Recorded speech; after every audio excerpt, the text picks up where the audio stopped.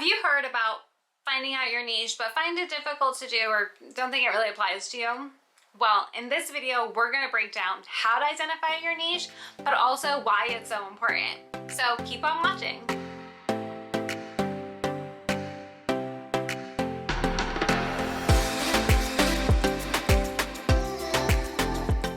Hi friends, I'm Vanessa, and I help aspiring instructional designers and e-learning developers get off of the sidelines and get into the L&D game. So lately I've been doing a lot of talking about identifying your instructional design personal brand. I took 2020 and the end of 2019 to do a lot of soul searching and brand identification, brand design, and really thinking about who it is that I am in this instructional design world and in this space.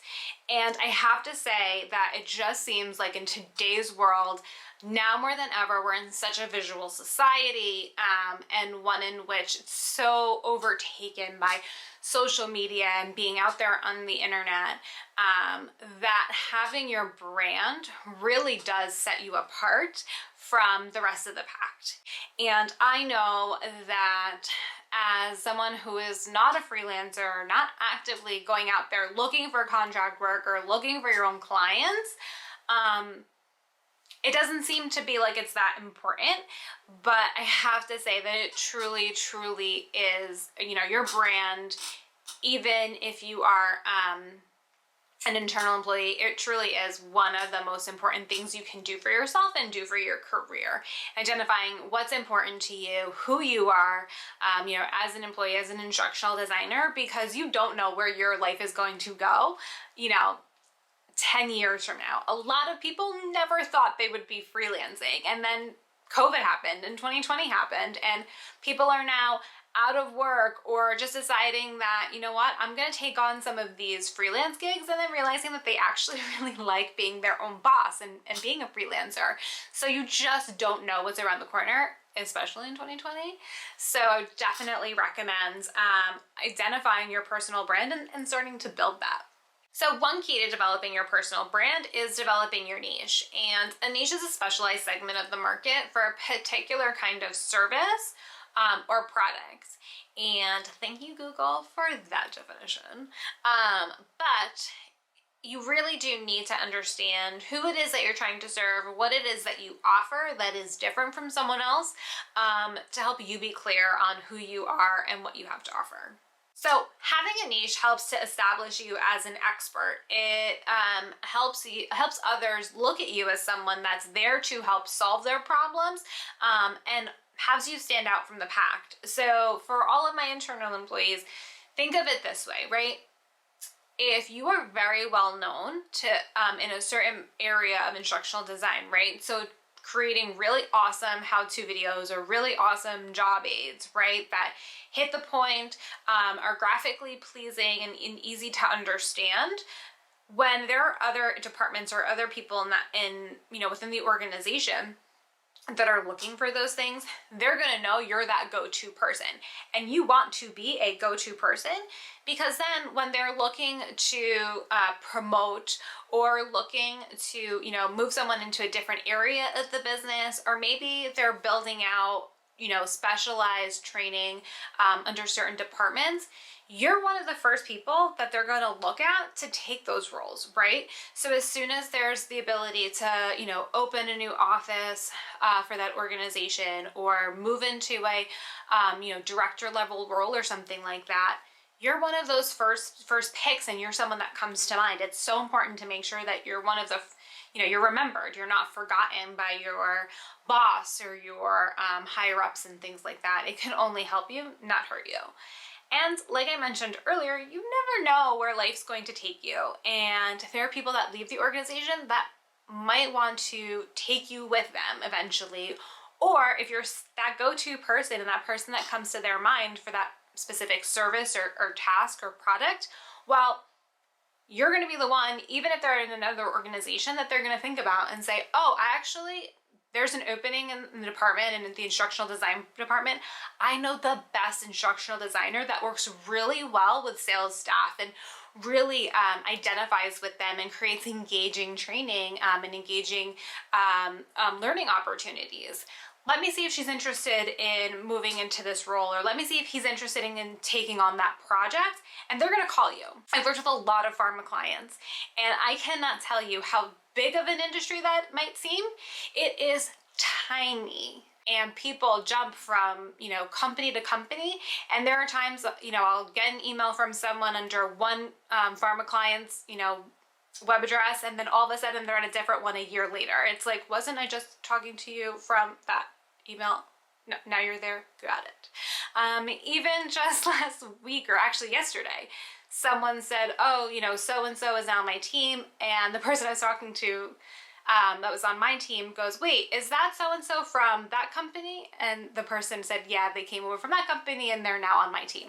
So it is tiny. So having that personal brand as an internal employee, it can only help you, never harm you. So I am going to give you 3 steps to develop your personal brand. Let's start with step 1. I want you to think about these questions. What is it that you like to do, and what is it that you don't like to do?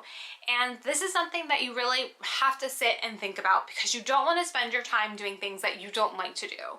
And there are parts of instructional design and running a business that I don't love to do, and I know that they're part of the job and things that I can't really ever get rid of, but I can delegate those things. But overall, what are things that you like to do?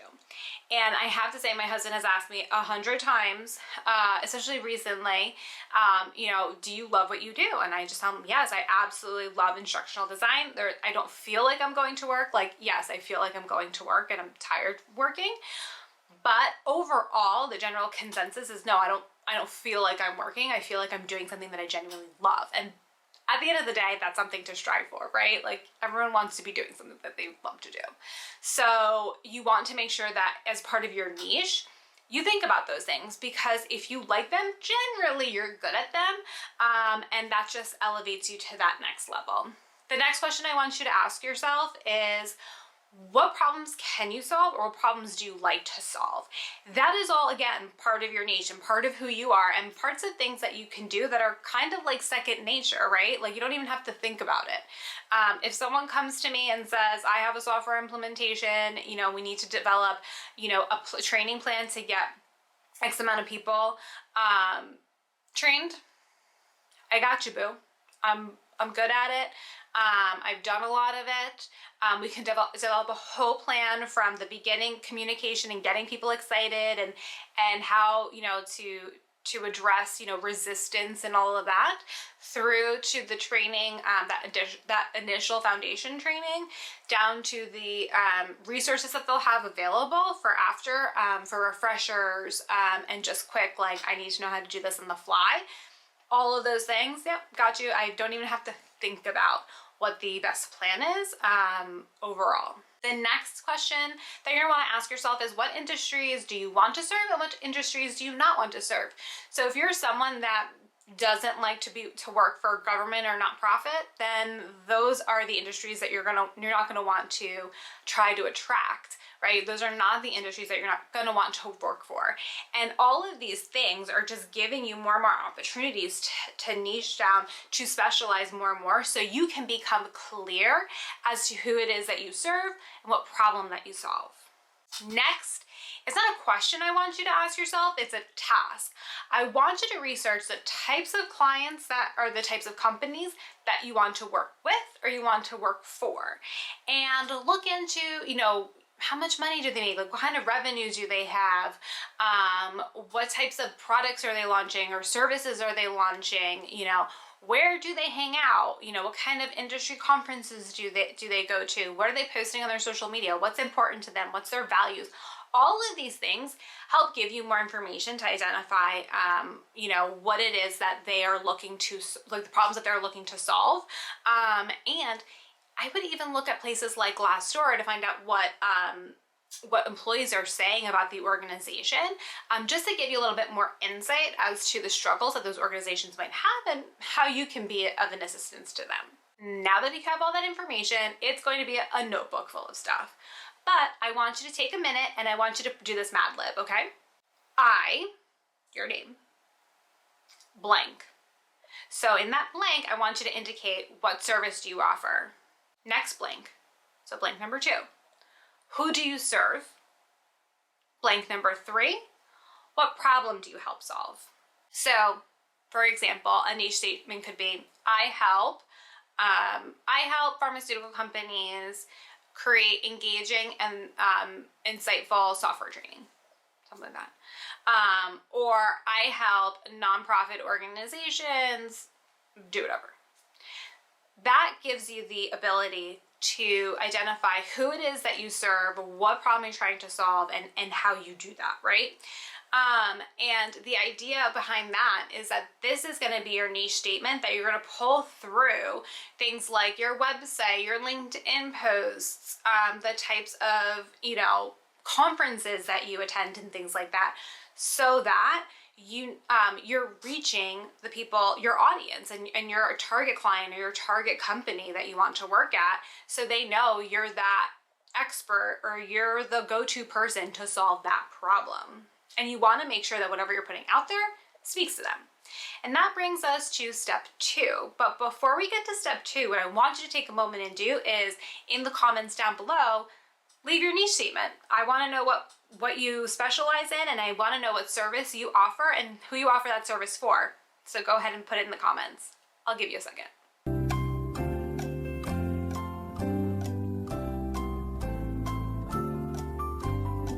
Okay, so step 2. I want you to keep researching. I want you to look at who it is that is doing the type of work that you want to be doing. What kind of materials are they putting out there? How are they promoting themselves? How can you differentiate yourself from your quote-unquote competition? Now, I don't really believe in competition. I more think that there is plenty of pie for everyone to eat. And I come from more of an abundance mentality rather than a scarcity, but that goes into whole mindset type, the secret whole situation. So that's a different video. But for today, we'll use the term competition. Sure. So what types of things are they putting out there, right? Who else is in this industry? In order to brand yourself, you have to know who else does what you do.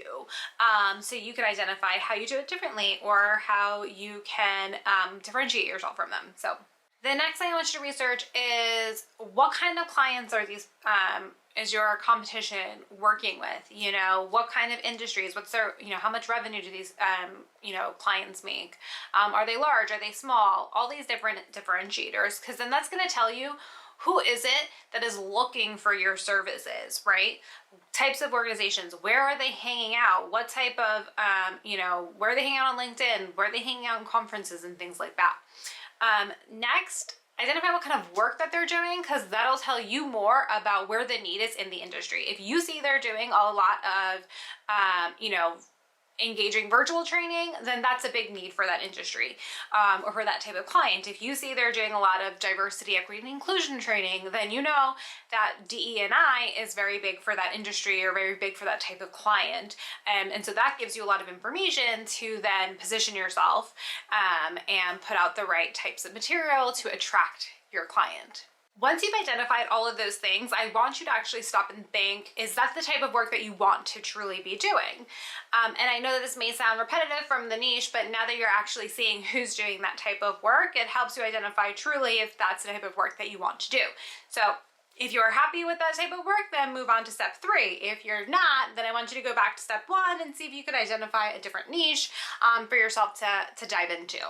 So step 3, begin promoting yourself and how you are going to solve your potential client's problem and what value you can add to them and their industry and them and their organization. Those are all things that your client needs to know and wants to know before they hire you. This type of promotion may take traditional forms like marketing materials, videos, but it also is in the form of the types of posts that you're posting on LinkedIn, what you're hashtagging, and what groups on LinkedIn you're hanging out in, to establish yourself as a thought leader and as an expert in the industry. Or if you're one of my internal employees, this is going to tell you who you need to connect with within the organization that is going to help bring you where you need to go in the organization. So throughout the process of creation, I want you to ask friends, family, LinkedIn contacts, the stranger on the street to look at your stuff and say, is this clear? Am I attracting the right type of audience? And I want you to think critically and have that critical eye. And I want you to be open to accepting feedback. It is imperative that you are asking people that, if your marketing material and if how you're putting yourself out there is clear, and really looking at if it's truly attracting your target audience. Because if someone looks at your website and they don't know who you serve, what you do, and it's not clear to them, they're going to click off and they're going to go on to the next, your next competitor's page. So you want to make sure that everything is clear so they know you're who they're looking for. Now, I want you to click the link in my bio for the Freelance L&D Network, and I want you to join. Drop us a link to some of your marketing materials, maybe your website, and we'll give you some feedback. That's what the community is here for. We're here to create a community, a place where you can go and get feedback, ask your questions, and vet some of your materials and make sure that you're reaching your target audience. So make sure you take a moment now and click the link for the Freelance L&D Network. Now, my homework for those that are internal employees, I want you to stop and I want you to make a list of everyone that you have at your organization that could help you in whatever niche you're trying to get into. So maybe you're trying to get into sales training at your organization. Well, identify who you need to speak to and go do that. Go be their friend. And that is my daughter. Hi. Just start joining in on some of their meetings and network with them. Go to virtual happy hour with them. Just start making your presence known in that organization or in that department of how you can help them. So, are you looking to learn more about how to develop your personal brand? Click the link down below to download the Anchored in Your ID Brand worksheet. Don't forget to give this video a thumbs up if you want to learn more about how to create your personal ID brand. Friends, thank you so much for watching, and I will see you in my next video. Can you say bye? Bye. Say, don't forget to subscribe. Don't forget to subscribe. Good job.